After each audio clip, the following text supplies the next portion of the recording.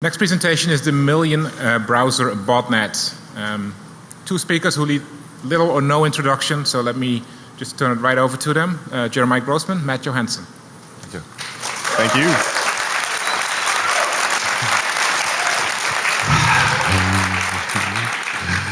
Thank you, everybody, for attending our presentation today. We're pretty excited about doing this here. We've been working on this for 6 months, and all too anxious to share off what we got to show today. So Black Hat, I just want to say thank you for having us. Again, we come back every year. We love this event. Thank you for the Black Hat staff. You guys rule.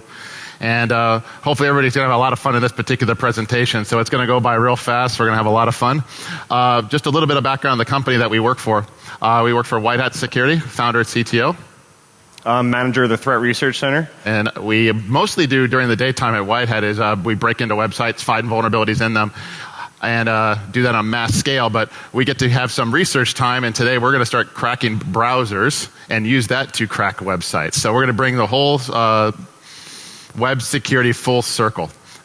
Just a little bit about us. We do get around a bit, but founder CTO, actually my first Black Hat presentation was in 2002, so I've been doing this a while.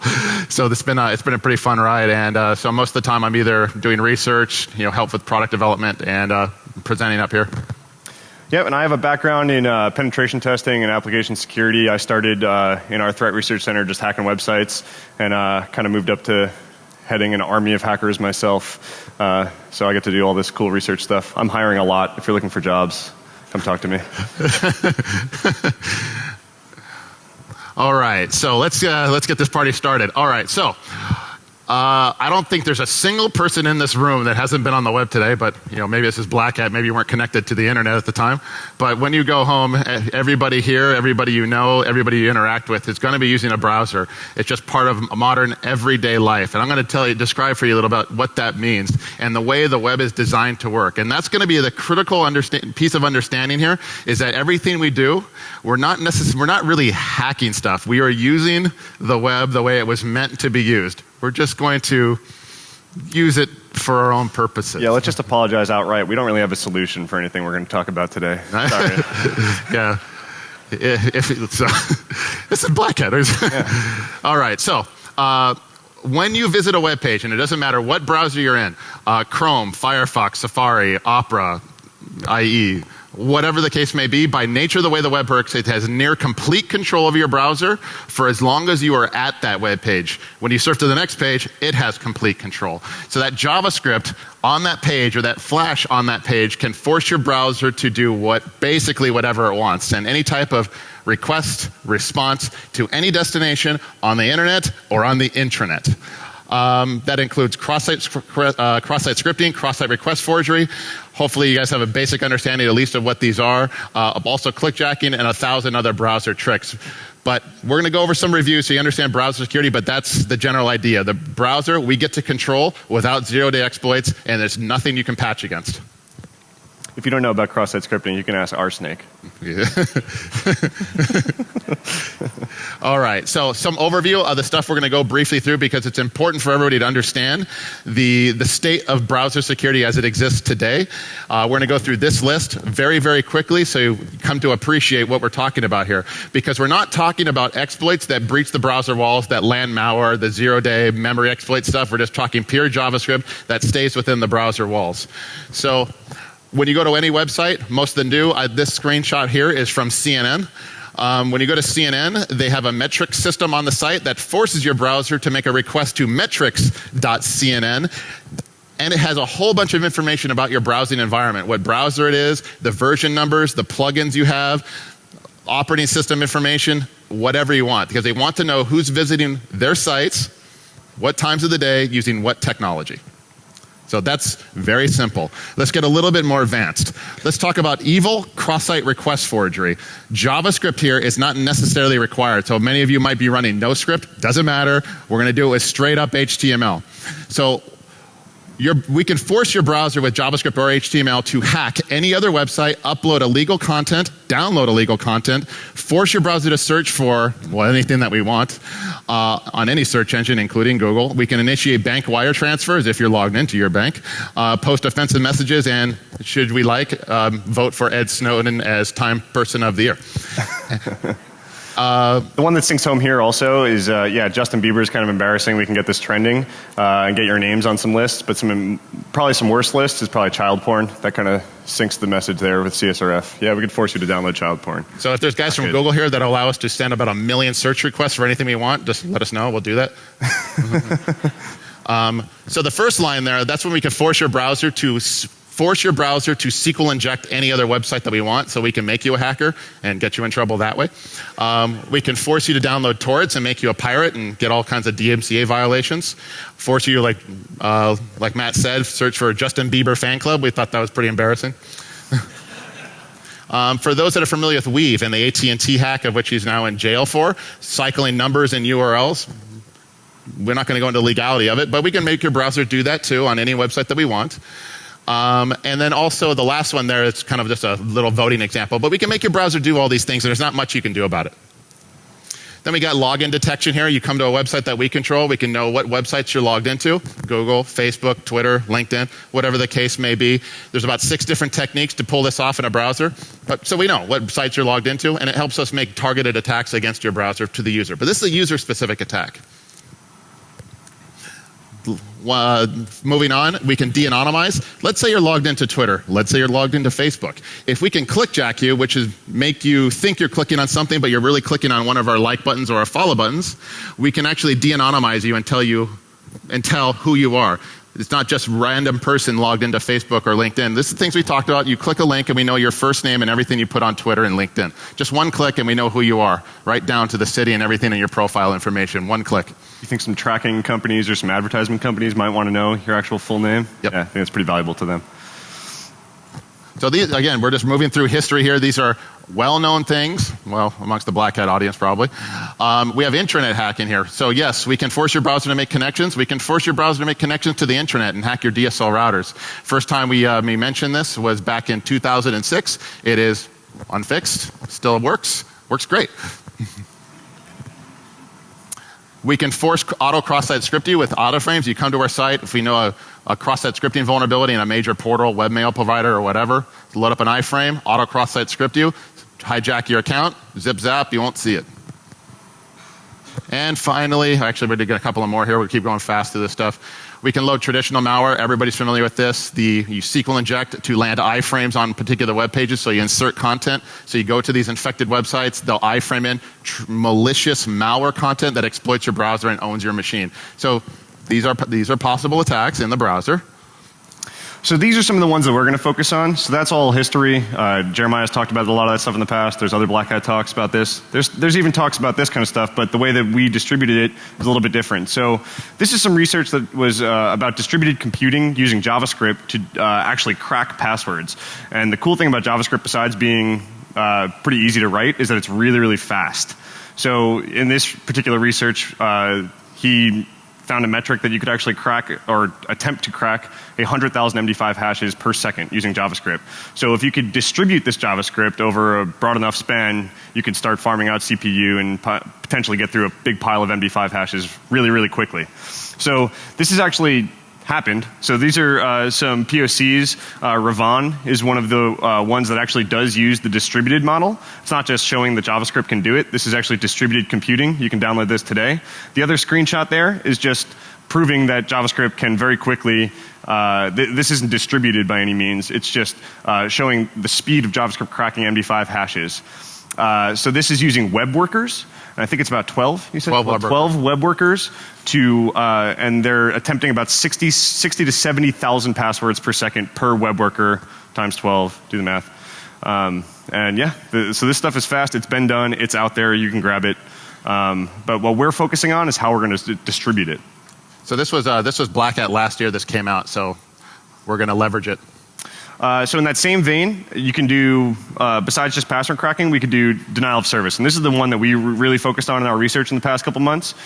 We could force JavaScript to use things called cross-origin requests and web workers and HTML5 tools and a bunch of different methods to force as many requests as possible out of a single browser or a lot of browsers to a single website, right? So again, in this metric, there was found that they could do about 10,000 requests per minute sent from a single browser. Again, if you think big and distribute this, this number gets very large very quickly, and you can actually get some, big boy denial of service attacks via JavaScript.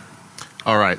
The important point on this particular slide here is that you can funnel a whole lot of web requests down a single connection pipe, but you can't scale it across multiple connections. So there's what's called a connection limit in the browser, and that's what we're going to talk about next. This is a tool called BrowserScope. It's at browserscope.com or .org. .org. And every browser has a connection limit, not for security, but for stability and performance. So you go to a website, and your browser will fire open a whole bunch of requests to that website to download the content. Most browsers will max out at 6 connections. And you've made it through the review, so we're going to tempt the demo gods here, and we're going to start doing some of this stuff live. So most browsers about 6. Mobile browsers, we could see that we can get about 8.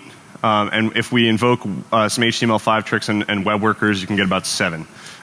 So I'm not going to rerun this, just, well, for save time, you just have to take my word for it here. So this is BrowserScope. They run a bunch of browser performance tests, so you can see what browsers actually support, which is what versus what they say they support. So this sends a whole bunch of simultaneous connections to the server and tells you how many simultaneous connections it's able to send. So in this case, in Firefox, it was 6. So I'm going to go back to the slides here real quick, but because that's what we want to bypass. So when we started researching this stuff here, we found that Firefox, we didn't test this in IE, but Firefox is actually a way to circumvent the connection limit bypass, which allows us to scale out our denial of service requests. So if you see the code on the left there, what this does is when you go to a web page with this code, it loops 300 times and sends off a whole bunch of image requests to the same server. But it'll only send 6 at a time in the browser. So you only get 6 connections. When those are served back, the next 6 will go and the next 6 will go. But we found that the connection limits in the browser, at least in Firefox, were tied to the HTTP protocol handler. If we swapped it to FTP and put the port number of 80 to redirect it, we got a lot more. No ceiling, right? So the magic number seemed to be about 400 before Apache went bye-bye with one browser. So we can use one browser instance to kill Apache.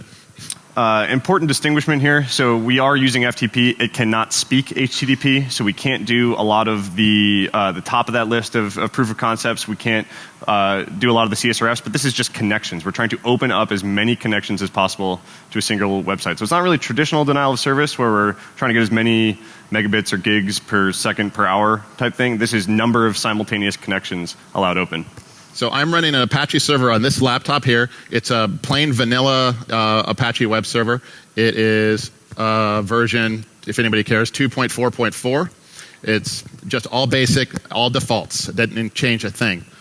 So in this particular screen here, we're going to focus on the first for loop there. That will loop up to 0. I'm going to set it here, let's say, just 100, and it's going to set up a whole bunch of image requests to the server, just looking for an image with a sleep of 3, meaning the server won't respond back for 3 seconds, just so you can see it build up here. So I'm going to load that up right now live, so you can see how this works. So you count 1, 2, 3, and the images start coming up because it won't fire all of them at the same time. So you kind of get the idea, right, that there's connection limits in the browser, and they're not coming all at once. So we can kill that.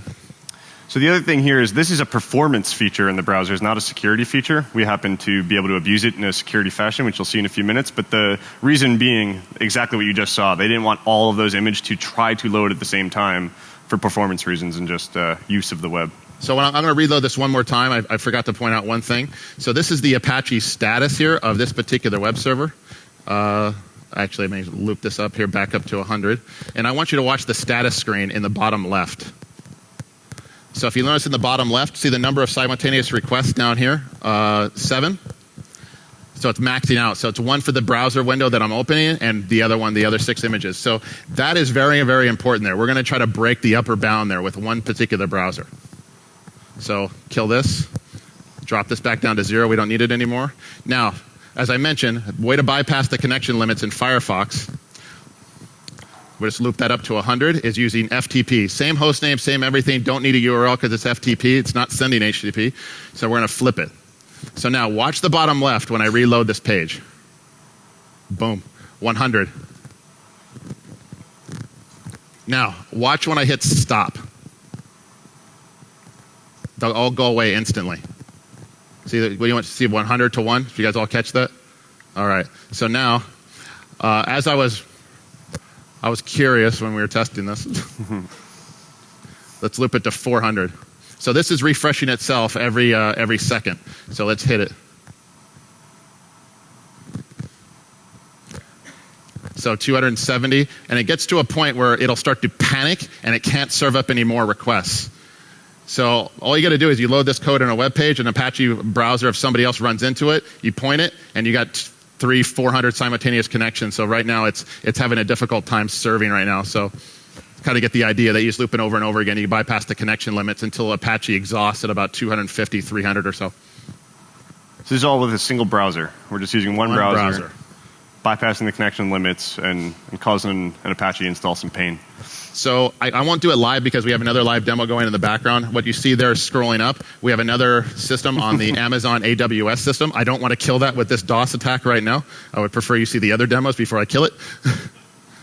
But this does work on a Red Hat Apache AMI that I loaded up. So let's go back. So now we know what we can do with Firefox at least. So we have some more capabilities, but in general. So what are the benefits of hacking this way, right? So why not just do a traditional denial of service attack, try to get as many megabits per second as you can? So some of the conversations that came up when we were doing this research is, oh, well, it's not really a botnet because it's not persistent. And I think that's a benefit. It's not persistent. It goes away. There is no trace of this, right? So we put money in a machine and the JavaScript gets served up, and then it goes away, right? In an ad network. We're going to get to this real quick. And it's very, very easy. The code, you saw the code. I'm pretty sure most of the people in this room could probably read the code that we wrote, right? It wasn't anything crazy, fantastic. And the other key point here is, like we said in the beginning, this is how it's supposed to work. This is the way the web is supposed to work. This is just, we're just loading images as quickly as possible. So whose problem is it to fix? I don't know. But yeah. So what we're going to focus on, though, is how to distribute this. So I kind of got a little ahead of myself. But these are all the kind of the historical ways that these kinds of malicious codes have been distributed throughout the past, right? Drive-by malware, email spam. We're not going to go over this stuff. This is, some of these are decades old. They work if you're trying to hack a user, right? But we need to think bigger on scale. So for our purposes, these were not big enough. Yep. So we had all these ways to distribute our JavaScript, and that's the point. We could do a lot in JavaScript, but we have to get other browsers running it, a lot of them. And for this, we invoke the Crockford. For those that aren't familiar with Douglas Crockford, he wrote the book on JavaScript, so he figured he's a pretty good source for this information. So he says the most reliable, cost-effective method to inject evil code is to buy an ad. Let's try it. Let's try it. So how does an advertising network work? Because they get a lot of reach. So here's the ecosystem, if you will. First, you have the advertisers on the top that want to show you something, some kind of ad to buy flowers, a date, whatever. Right? And they have advertisement, they have money to spend, but they need sites for it to go on. So they need to get it into the hands of publishers, those that run blogs, content websites, social networks, news sites.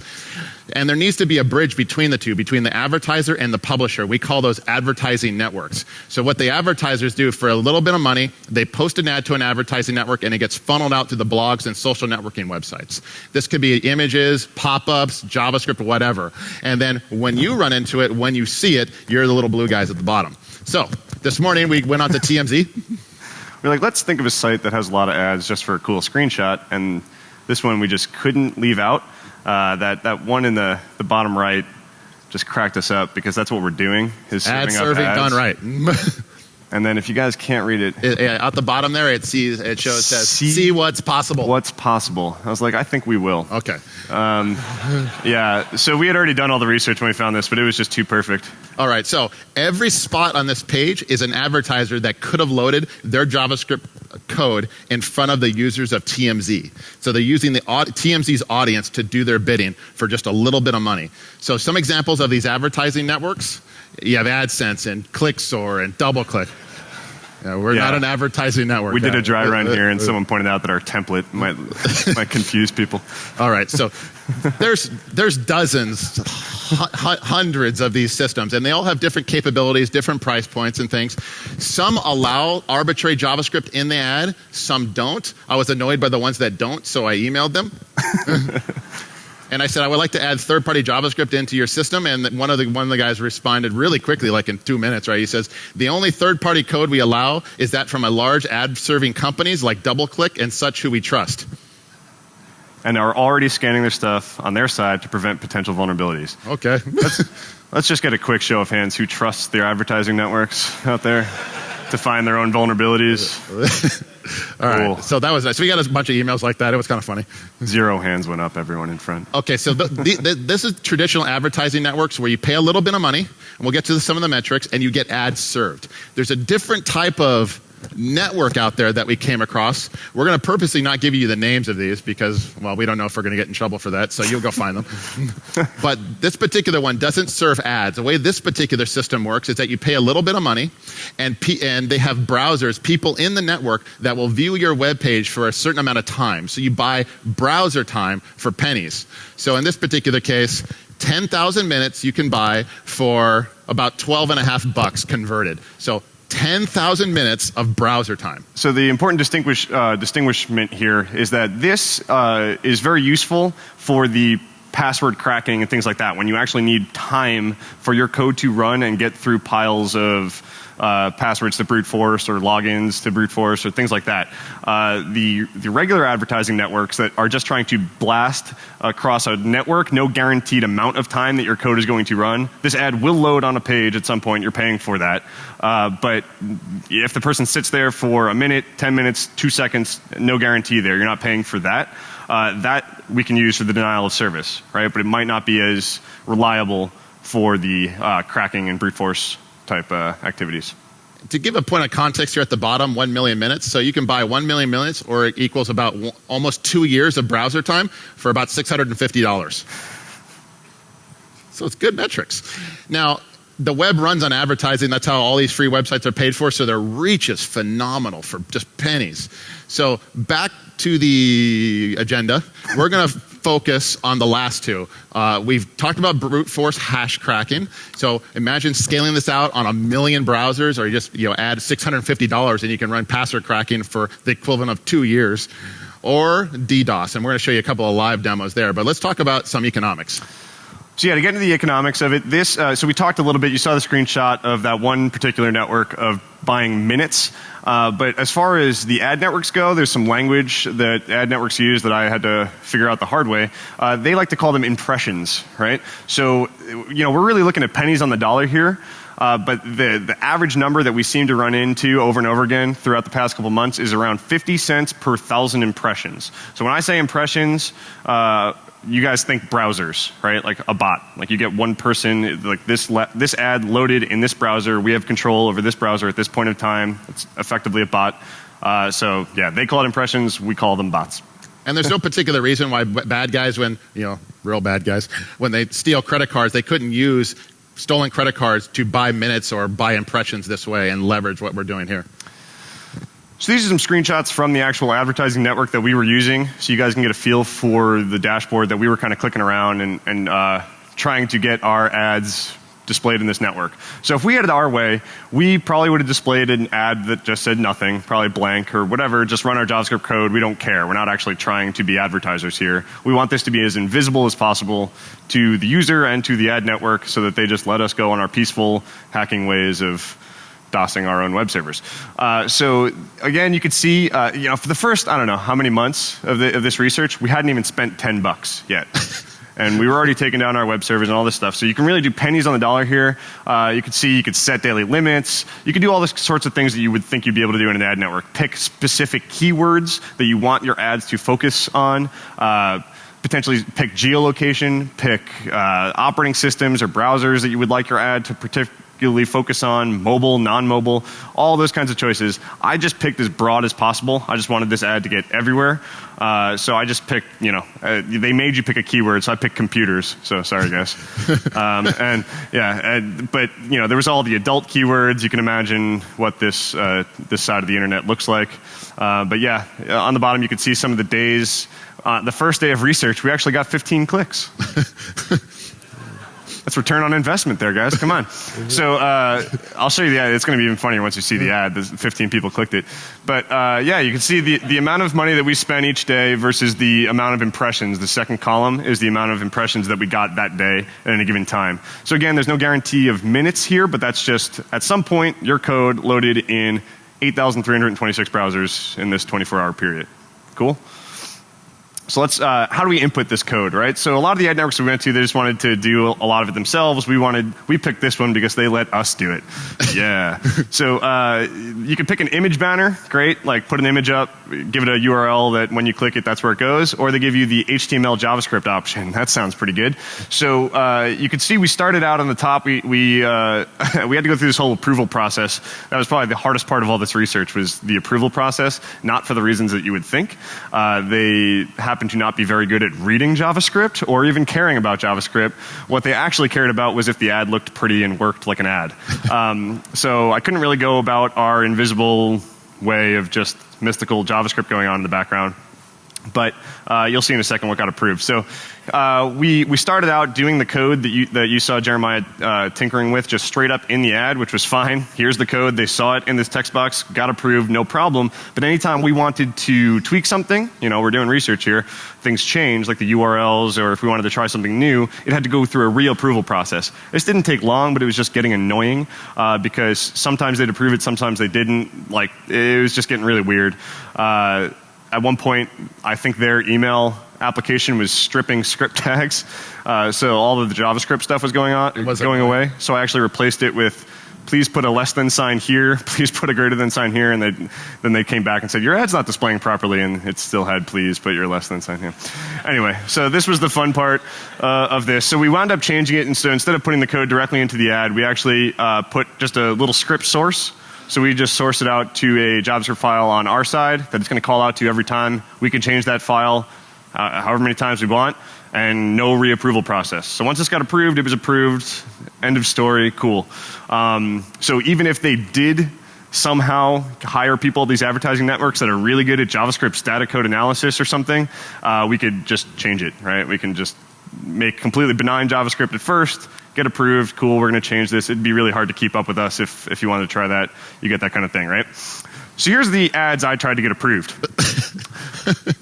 So they only approved one of these, and it was the one that fit, but I was lazy to go and find other pictures. So I just grabbed this picture off of White Hat's corporate website. It has no branding to White Hat whatsoever. It's just get a 30-day free trial, claim now. 15 people clicked. 30-day free trial of what? Who knows? Let's click it. Cool. They're out there, right? It's free. So, it's free, right? 30 days. I'll tell you the names later. All right, so de-anonymize them. So all of this was the same exact code through all these banners. There was more on the bottom here. You get the idea. They were just different shapes and sizes. And they just said, I'm sorry, we can't approve anything but this one because none of the other images fit, even though it was all the same JavaScript code that we were all doing sort of nastiness with. So that's the ad. So what we did here, as Matt put up the code, he put a script tag that went to the top URL there. So as he mentioned, that we could just change our payload, our JavaScript payload, whenever we want, and not have to go through reapproval. So we didn't know how long these browsers were going to be viewing our ads in this particular ad network. So instead of looping to 100, 200, 300, we just looped it to 10,000 and hoped for the best. We started small. We were like, okay, let's see if we can get them to make the connections to us, and we could see it on our end, right? So we actually got to see all the people who were approving us. Their requests would come out of their browser because we were only dealing with a few requests at the time. So it was like, oh, my ad's not approved. Oh, I saw a request. Oh, my ad's approved. Okay, cool. So now I know who that IP address is. But yeah, so we started small and then just wound up looping it. So we were trying to get a feel for, once we actually deployed this thing, how long was the code running? Because again, this is not the service that you're paying for guaranteed minutes, right? So we were trying to get a feel for, is it a few seconds? Are we just getting this one little burst? Or do we actually have some time here that we can play with some stuff? So we're going to fly through some screenshots. The way to set up this particular this slide demo here is that when we got to Black Hat yesterday, Monday, we reset the servers. We reset it, and that's what you see in the bottom left here. This is Amazon AWS live running right now, and we reset the settings. So right now, We hit the advertising networks. Matt put money in the till. I kicked off the minute one, and we started to go and just wanted to measure the impact. So within 8 minutes, we had 4,130 total hits. These are not unique visitors. These are actual web requests. And with 1.9 megabits transferred, and 5 simultaneous requests. So we're going to start watching the minutes, the logs, the metrics as we click through this stuff. And what you see in the top left there, that's the web server logs as they're flying by. So the first few slides that we're going to go through, you can hit next. Okay. But the number you're going to see crawling up for a little bit, the network that we were playing with that was buying the minutes, actually kicked in immediately. As soon as we hit go, it would go, right? So now, we are between 8 and 10 minutes, you saw a jump in about, 10 or 11,000 requests, right? That's all from just that one network. My ad, I put, you can just add more funds to an advertising network and it'll kind of peak and valley as it goes. So ours didn't kick in yet. This is all just from the browser minute network of the two at the same time. We're 10 minutes in, 15,000 requests. And then we started seeing interesting things. All right. So, yeah, we were looking at, this isn't a traditional advertising network. This is some weird pay for browser minutes. So you can actually give them money in exchange for browser minutes. Or what you could do is actually offer up your browser time for browser credits, right? You could say, okay, I'm going to let my browser be a part of this. You can use my CPU time and my browser time as part of your little magic network here, and in return, you get browser minutes to use, right? We didn't do that. We just gave them money.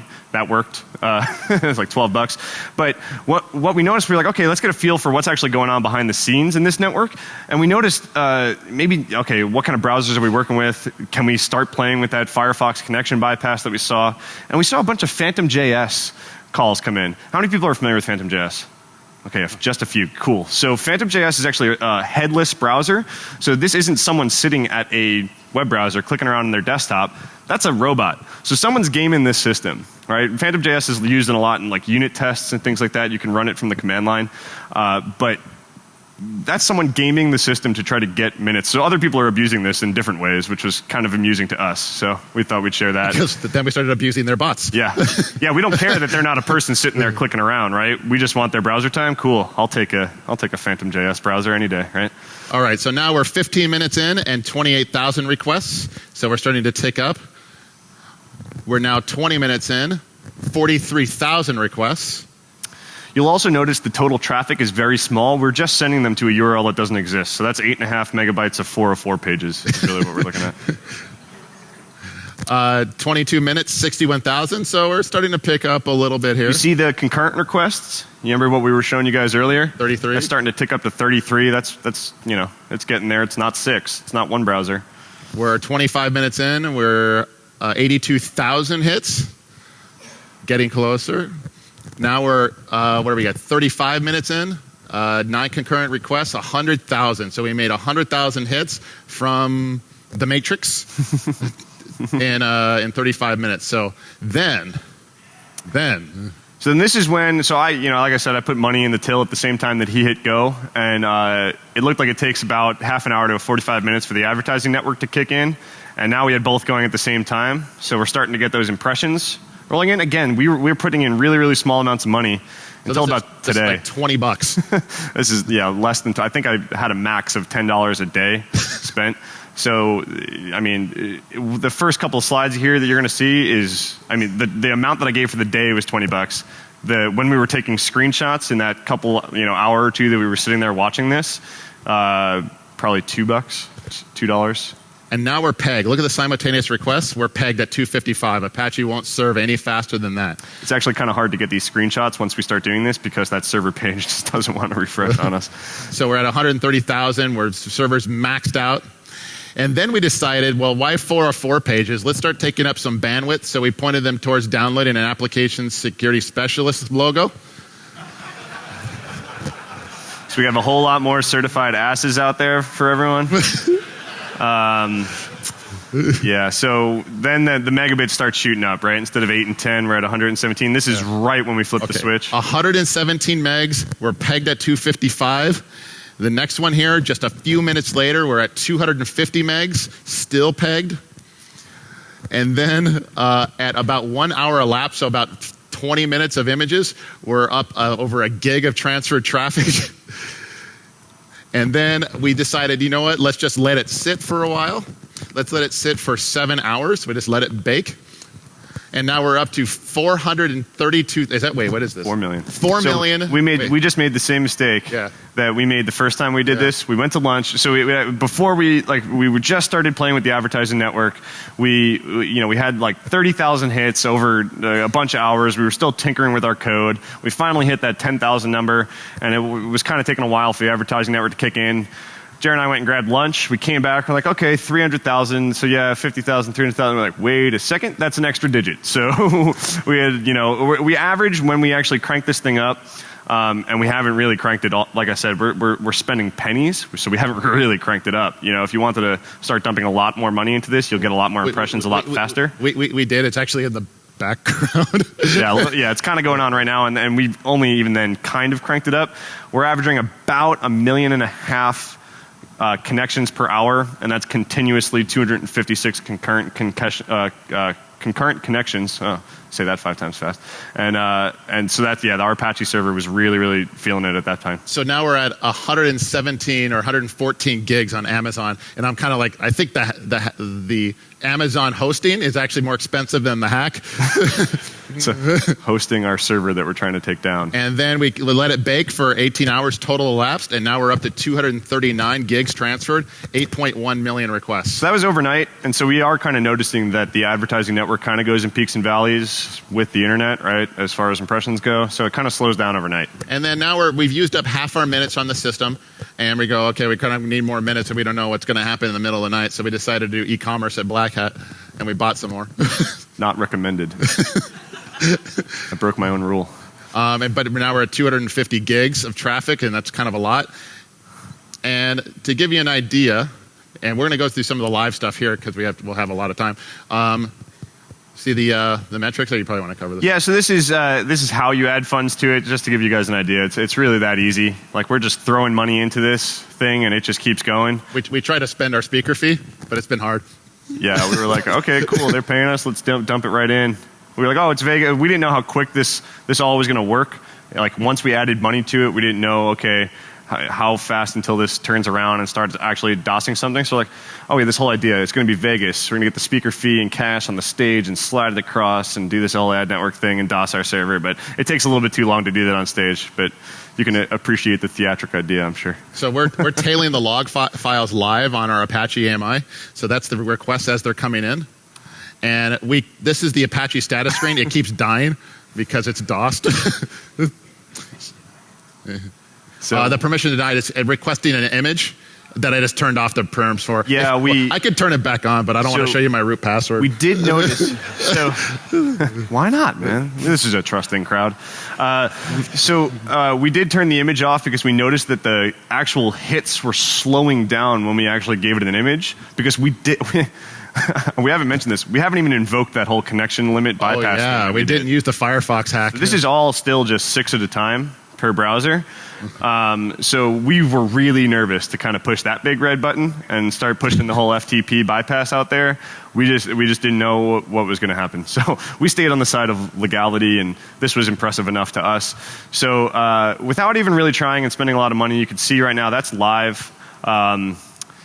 So we took the image away because it slowed down, because it was actually trying to load the image before moving on to the next 6 requests. So that 243 gigs you see kind of stayed the same in the past day, because we were like, okay, let's get this hit number back up. So when we met in the speaker room this morning, I think that was at 15 million. Yeah. And it's at 20 million now, a few hours later. Concurrent connections, because we're going to the 404 page again. So the only reason we're not able to pump more traffic, because we just incremented. That was good timing. Oh, the server dies. So we're going to try to get bigger test platforms and funnel more traffic, because the only reason that's at 20 million, not at probably 100 or a billion, is because there's only one Apache server. The server is pretty slow itself, right? So that's not that impressive, but you guys can kind of get an idea for the scale here, and if you could scale this up, it's really not that much money to do damage to normal websites out there on the internet. So since we're here, should we DOS it? Yeah. With FTP DOS? FTP, push the big red button. We don't know what's going to happen. So we're pointing at the Amazon instance. So just So you can see, so that Matt's ads that he put on the network, it's pulling that. It was pulling that code right there. So that's the campaign.js. I named it campaign just to ease the approval process. And you could. It's my ad campaign. I'm so clever. So yeah, there's a whole lot of assert traffic out there right now. This was really hard, guys. That's the hit. I almost dropped it. Do not. Okay, so all this stuff flying by, that's all the ads right now. We couldn't stop that if we wanted to. It's just kind of out there right now until it hits its limit. It hit. I put the money in the machine. Some people come to Vegas, get off the plane, and start putting money in slot machines. We started putting money in ad networks. So hope you guys enjoy. All right, so that's 400 looping FTP to the Amazon instance. I suppose I can put up the web developer stuff here so you can see it. Yeah, let's just reload that. Who knows what's going to happen? And hit it. Reload there. Hit. It's grinding. No way it's going to respond. Oh, there it goes. Where's the king? Oh, and it's gone. So still tailing the logs. So I guess it's still logging, but the web server is effectively dead. The browser will time out eventually and free up the connections, and Apache will clean itself up with a whole bunch of option star things you'll see in the logs. But it's it'll die pretty effectively. That is the reason we didn't do the FTP thing live in the wild on the ad network. We didn't really know the effect of what would happen to the actual person's browsers. So this whole time, I hope you guys realize, we did not hack anybody, right? We just used the way the web works and took down our own servers. So we stayed completely on the legal side here, but you can kind of get ideas of how this would get fun if you didn't. The other thing that we didn't even touch, right? So this approval process, we had relatively benign looking JavaScript, even if you kind of knew what was going on. But if you started using some of the other possible evil ideas that we went over, the code might start to look a little bit more suspicious. But we were talking about it. We didn't even touch adult ad networks, and they don't care, right? What goes in there, right? That's where drive-by malware goes to breed.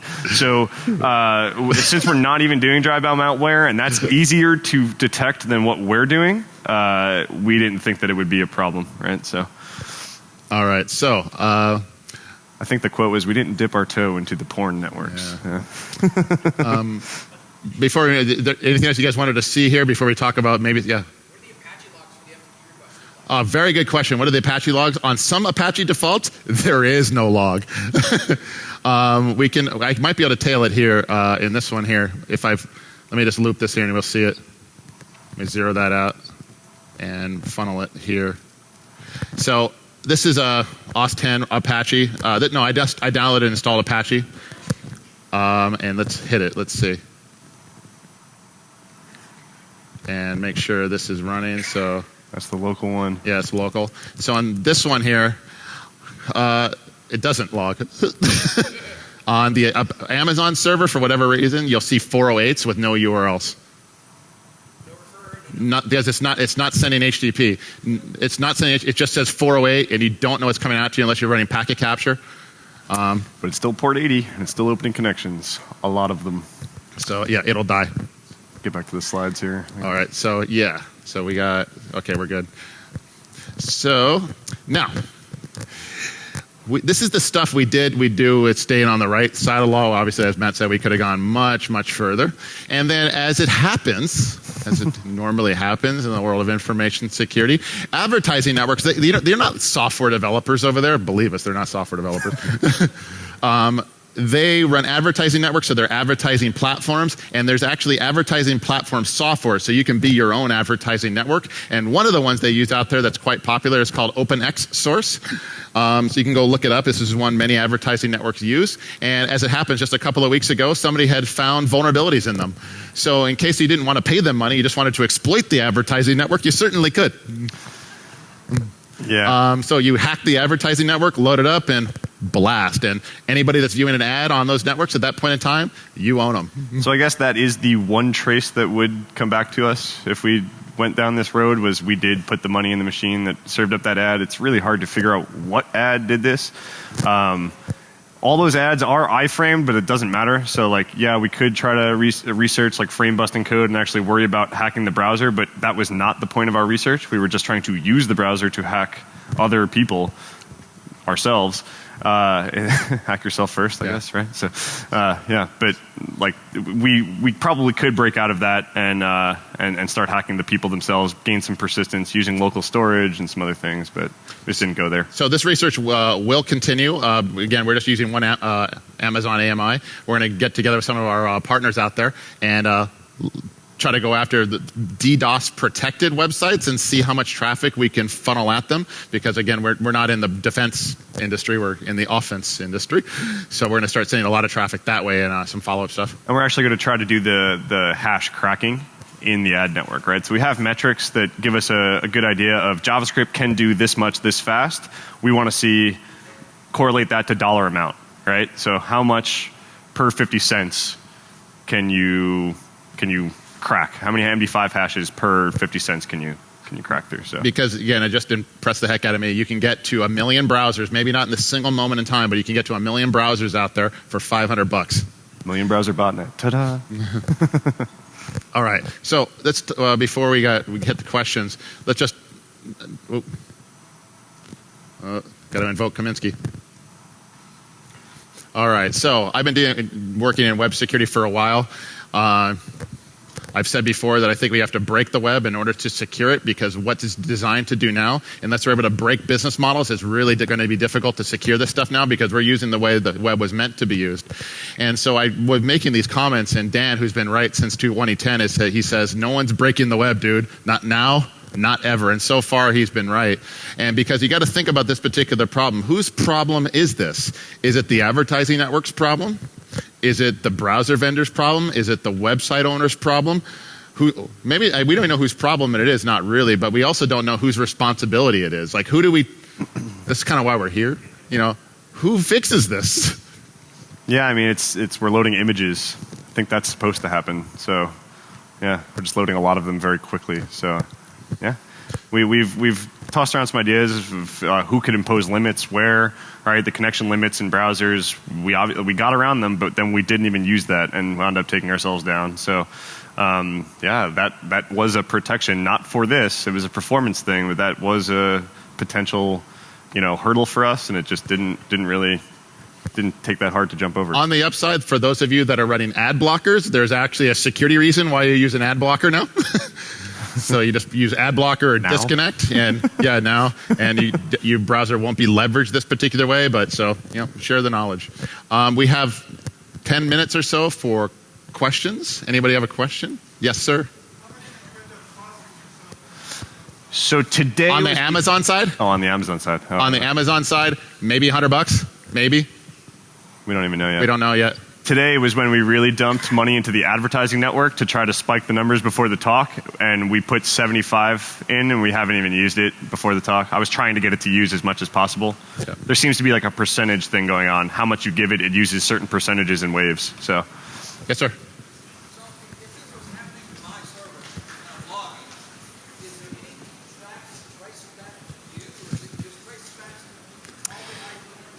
It goes to either the advertising network or the user's browser, not to us. There might be some identifiable information of what advertising network it was and the user agent or things like that, but it's just the browser. It's like the IP, the in our logs. Like I said, when our ads were getting approved, we were seeing the IP address of the approver, right? So we didn't see anything about us. So yeah. So we'll take questions up here, so if you have some time. But thank you everybody for coming. Hope you liked it.